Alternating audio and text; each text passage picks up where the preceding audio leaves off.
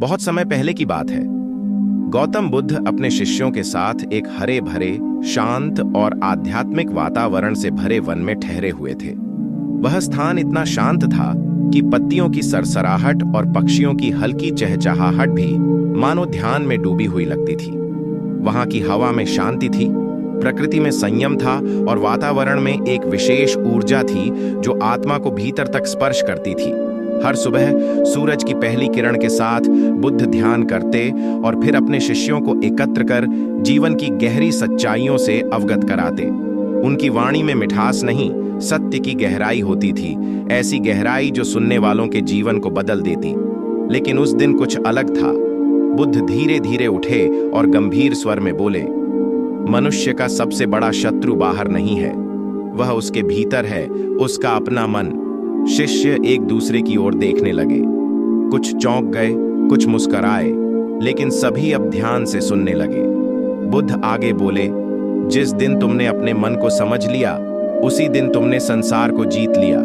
आज हम उसी मन की प्रकृति को समझने का प्रयास करेंगे। उन्होंने अपने प्रिय शिष्य आनंद को बुलाया और एक प्रश्न पूछा।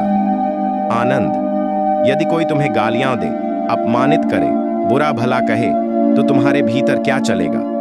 आनंद कुछ पल सोचता रहा, फिर बोला, भगवान, संभवतः मुझे दुख होगा, मन परेशान हो जाएगा, शायद क्रोध भी आए। बुद्ध हल्के से मुस्कुराए और बोले, यह स्वाभाविक है, लेकिन यही तो बंधन है।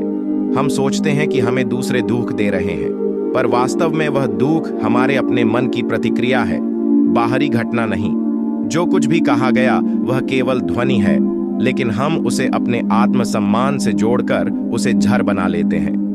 बुद्ध ने एक पात्र मंगवाया, उसमें शुद्ध पानी भरवाया और फिर उसमें मुट्ठी भर मिट्टी डाल दी। पानी तुरंत गंदला हो गया। बुद्ध बोले, यह पात्र तुम्हारे मन का प्रतीक है। जब क्रोध, ईर्ष्या, वासना या अपमान भीतर प्रवेश करते हैं तो यह मन ठीक इसी जल की तरह अशांत और गंदला हो जाता है। तुम न तो स्पष्ट देख पाते हो, न समझ पाते हो। फिर उन्होंने वह पात्र एक ओर रख दिया। कुछ देर बाद जब सारी मिट्टी नीचे बैठ गई और पानी फिर से साफ हो गया, तब बुद्ध ने फिर कहा, ध्यान, संयम और जागरूकता से मन फिर से स्वच्छ हो सकता है। यह प्रक्रिया कठिन नहीं है, लेकिन इसके लिए धैर्य चाहिए। शिष्य अब और अधिक ध्यान से सुन रहे थे। बुद्ध ने उनके भीतर की बेचैनी को पढ़ लिया था। उन्होंने आगे एक घटना सुनाई। एक बार एक व्यक्ति मेरे पास आया। उसने मुझे भरी सभा में अपशब्द कहे, मेरा अपमान किया। वह चाहता था कि मैं क्रोधित हो जाऊं, प्रतिक्रिया दूं, लेकिन मैं शांत रहा। वह थक कर चला गया। शिष्यों ने पूछा, भगवान, आपने उस व्यक्ति को कुछ उत्तर क्यों नहीं दिया? बुद्ध ने मुस्कुराकर कहा, अगर कोई तुम्हें उपहार देना चाहता है और तुम उसे स्वीकार नहीं करते, तो वह उपहार किसके पास रहेगा? शिष्य बोले, देने वाले के पास। बुद्ध बोले, बस वैसे ही यदि मैं उसके अपशब्द स्वीकार नहीं करता तो वे भी उसी के पास रहते हैं। मेरा मन उनके स्पर्श तक से मुक्त रहा।